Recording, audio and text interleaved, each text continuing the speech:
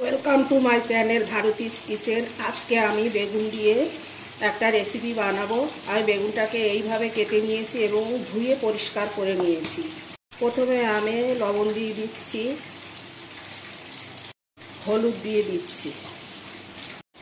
এবার এটাকে ভালো করে মেখে নিয়ে আমি তেলে ভেজে ফেলবো।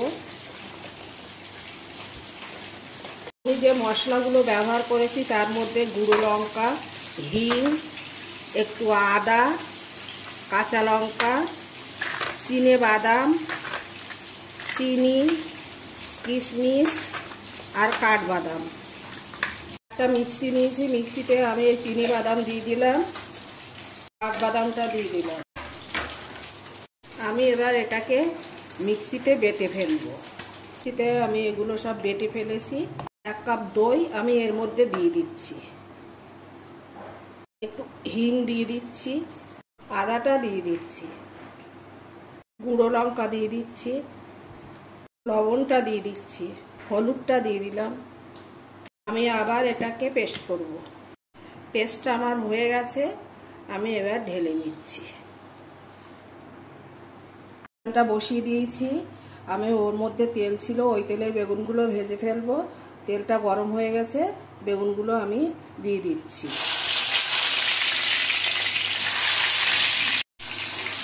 বেগুনগুলো একটু লাল লাল করে ভাজবো।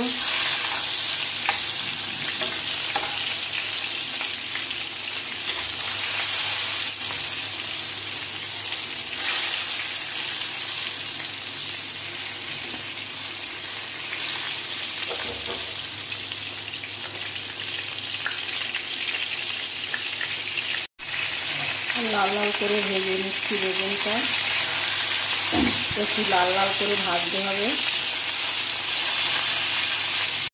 বেগুনটা আমার ভাজা হয়ে গেছে, আমি নামিয়ে নিচ্ছি। দেখো লাল লাল করে আমি ভেজে নিয়েছি। কড়াটা বসিয়ে দিয়েছি, আমি একটু সর্ষের তেল দিয়ে দিচ্ছি। রান্নাটা আমি সর্ষের তেলেই করব। কিশমিশটা দিয়ে দিচ্ছি। কিশমিশটা এরকম ফুলে ফুলে উঠছে, পেস্টটা দিয়ে দিচ্ছি। এর মধ্যে লবণ, হলুদ, চিনি সব কিছু দেওয়া আছে, তোমরা লবণটা একটু দেখে নিও। এর মধ্যে আমি একটু গরম মশলা দিয়ে দিচ্ছি।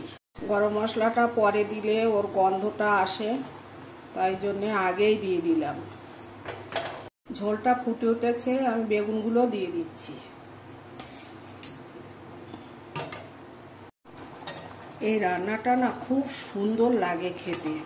তোমরা বাড়িতে এইভাবে রান্না করে দেখো, খুব ভালো লাগবে। একঘেয়েমি বেগুন ভাজা, বেগুন ঝোল না খেয়ে এইভাবে রান্না করে।